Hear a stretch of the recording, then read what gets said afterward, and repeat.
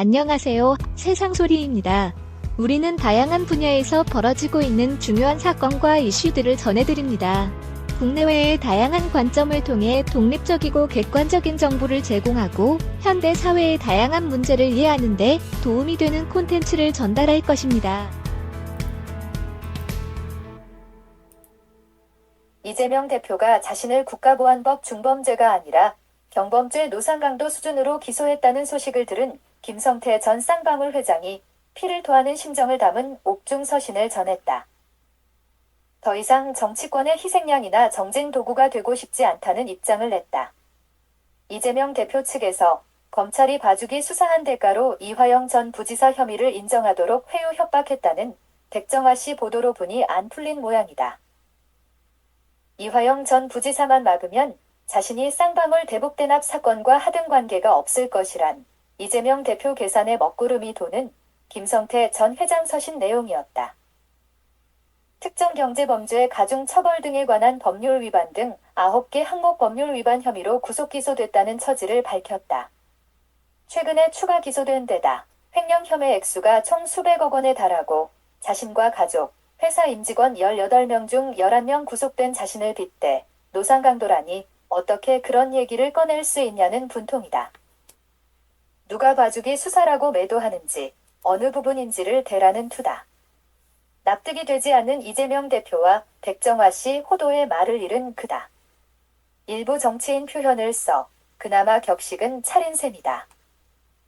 깡패시켜 북한에 뒷돈 준 도지사 표현을 쓴 한동훈 장관도 겨냥했다.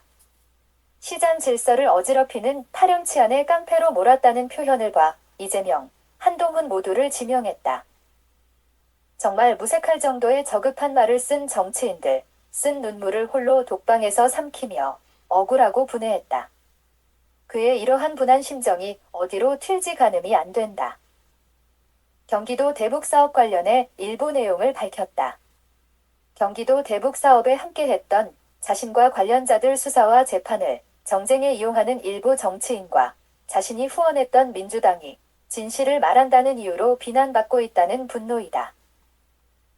2019년 경기도 대북 스마트팜 사업에 500만 달러, 이재명 대표 방북비 300만 달러 등을 북한 측에 건넸다는 김성태 전 회장 말이 맞다면 자신이 한때 아끼고 좋아했던 사람들과 단체가 궁지에 빠지자 자신을 물고 공격한다는 얘기다. 개밥의 도토리 처지가 딱 맞는 표현이 아닌가 싶다. 궁지에 몰린 쥐가 고양이에 대든다는 속언도 있다.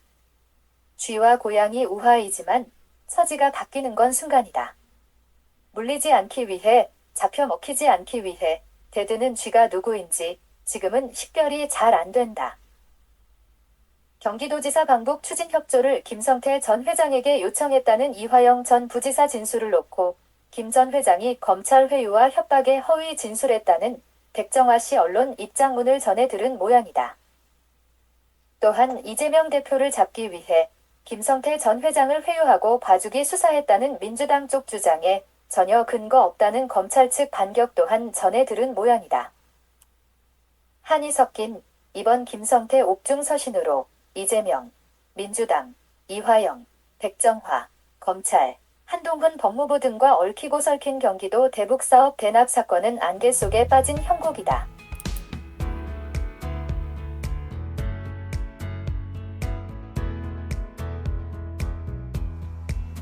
안녕하세요. 세상소리입니다. 우리는 다양한 분야에서 벌어지고 있는 중요한 사건과 이슈들을 전해드립니다.